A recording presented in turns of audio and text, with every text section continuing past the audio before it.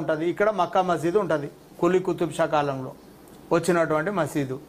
దానికి ఈరోజు మీరు పత్రాన్ని ఉండవండి. అంటే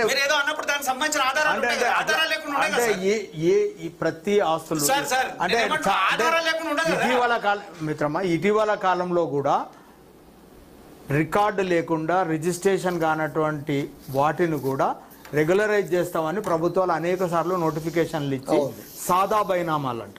సాదా బైనామాలు ఏమన్నా ఉంటే కూడా మీరు తీసుకురండి.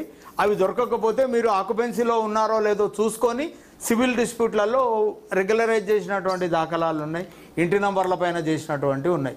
ప్రతి దానికి ఎవరు దాన్ని కాపాడతారు, ఎవరు ఆధారాలు కాపాడతారు? ఒక కబరస్థానం, ఒక శ్మశానం ఉంటుంది. ఎవరో 100 సంవత్సరాల క్రితం ఒక దాత ఈ ప్రాంతాన్ని ఫలానా కులస్తులకు ఫలానా మతస్థులకు ఖననం చేసుకోవడానికి ఆయన దానం ఇచ్చేసి వెళ్ళిపోయి ఉంటాడు. ఇప్పుడు ఆయన రాసి ఇచ్చినటువంటి పత్రమో కాగితం ఈరోజు భద్రపరచకపోవచ్చు. భద్రపరచకపోతే దాన్ని తిరిగి స్వాధీనం చేసుకుంటాం. అది ఏ మతానికి సంబంధించింది అయినా కావచ్చు. ఇప్పుడు కృష్ణదేవరాయల కాలంలో తిరుపతి దేవస్థానాన్ని డెవలప్ చేసిండు, 7 కొండలు ఇచ్చిండు అనేది ఒక ప్రచారంలో మనం చెప్తున్న ఆధారాలు అంటే సార్ అనేది నుంచి ఏమైనా కొంచెం సివిలైజ్డ్ ఈ సొసైటీకి వచ్చినప్పటి నుంచి ఉండొచ్చు. ఇప్పుడు శాతవాహనుల కాలంలో ఇప్పుడు ఇక్ష్వాకుల కాలంలో కట్టినటువంటిది, చాళుక్యుల కాలంలో కట్టిన గుడి శాసనాలు ఉన్నాయి అని అంటాం. ఆ శాసనాల్లోనూ ఉన్నవి అయితే మనం చెప్పొచ్చు. కొన్ని శాసనాలు లేనివి ఉంటాయి. ప్రతి గుడికి ఒక శాసనం అయితే ఉండదు కదా. మరి శాసనాలు లేని వాటిని వాళ్ళే కట్టించారని ఎలా మనం ప్రూవ్ చేయగలం? అయితే ఇక్కడ మేము పరిగణిస్తాము సార్, 1913 నుంచి 2013 వరకు 18 లక్షల ఎకరాల భూమి ఉన్నదని చెప్పి ఆ రోజులు ఉన్నటువంటి రికార్డ్స్ ఉంది. దాని తర్వాత వీళ్ళు సవరణ చేసిన తర్వాత 21 లక్షల ఎకరాల భూమి కూడా ఉంది.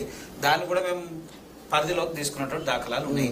దాన్ని ఎక్కడ వ్యతిరేకిస్తలేము. అయితే ఇక్కడ మాకు వచ్చినటువంటి సమస్య ఏంటంటే సార్, ఇప్పుడు అస్సాంలో ఒక ఊరు 940 కుటుంబాలు ఉన్నటువంటి ఒక గ్రామం మొత్తము, అస్సాంలో ఉన్న మేడిక్ అనేటువంటి గ్రామము ఊరు మొత్తము 134 ఎకరాలు వర్క్ అని చెప్తే అక్కడ 8 తరాల నుంచి ఉన్న కుటుంబాలు ఉన్నాయి.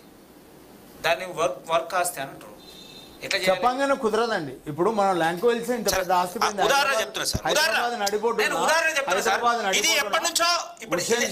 దర్గా రికార్డులో ఉంది ఆ భూమి.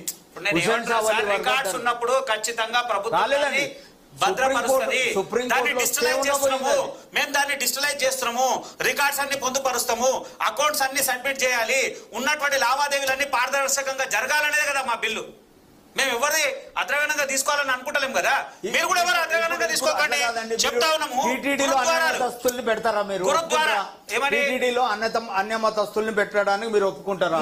నేను మీకు ఒక క్లియర్ వాస్తవం చెప్తా. మనం ఎట్లయితే ఒక